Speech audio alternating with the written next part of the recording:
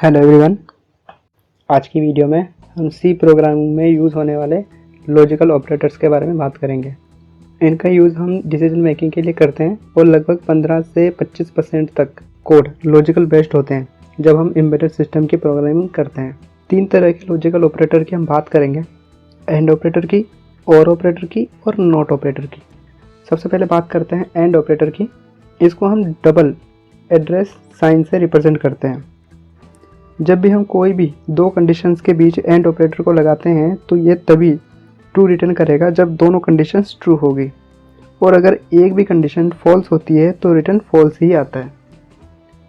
Table में ए और B दो कंडीशन है और जब दोनों के बीच एंड ऑपरेटर का यूज़ होता है तो थर्ड कॉलम में आपको रिजल्ट दिख रहा है।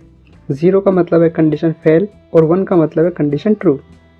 अब मैं एक एग्जांपल से आपको समझाता हूँ। इस एग्जांपल में हमारे पास दो इंट टाइप के वेरिएबल हैं, एक एज नाम से और दूसरा इनकम।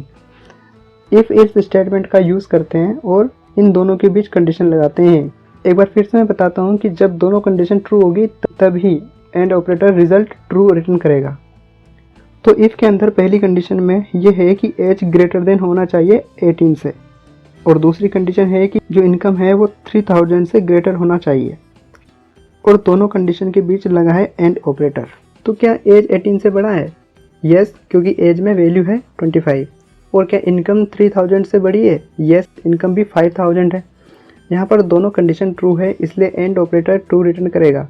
और जब इफ़ कंडीशन ट्रू होती है तो इसके अंदर का कोड एग्जीक्यूट होगा, मतलब प्रिंट होगा एलिजिबल फॉर लोन। अगर कंडीशन ट्रू नहीं होती तो इल्स वाला स्टेटमेंट एग्जीक्यूट होता। तो इस तरह एंड ऑपरेटर का यूज़ किया जाता है। अब बात करते हैं और ऑपरेटर की, मतलब लॉजिकल और। दो वर्टिकल लाइन से हम इसको रिप्रेजेंट करते हैं। अब ये काम कैसे करेगा वो जानते हैं। अगर दो कंडीशन है और दोनों में से एक भी कंडीशन ट्रू है तो रिजल्ट ट्रू रिटर्न होगा।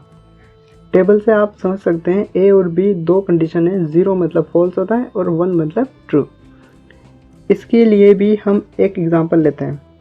इस एग्जांपल में भी हमारे पास दो वेरिएबल हैं, एक इज एडमिन जिसकी वैल्यू है 0 और दूसरा इज मॉडरेटर। इस एग्जांपल में भी हमारे पास दो वेरिएबल हैं, इज एडमिन जिसकी वैल्यू 0 है और दूसरा है इज मॉडरेटर जिसकी वैल्यू है 1। इफ के अंदर दोनों कंडीशन के बीच और ऑपरेटर का यूज़ किया गया है। अब ये कंडीशन ट्रू होगी तब ही इफ स्टेटमेंट आगे एग्जीक्यूट होगा। यहाँ पर इज एडमिन की वैल्यू है 0 और इज मॉडरेटर की वैल्यू है 1, और टेबल में देखो 0 और 1 रिटर्न करता है, यानी कि ट्रू। मतलब इफ़ के लिए कंडीशन ट्रू हो जाती है और वो आगे एग्जीक्यूट होगा।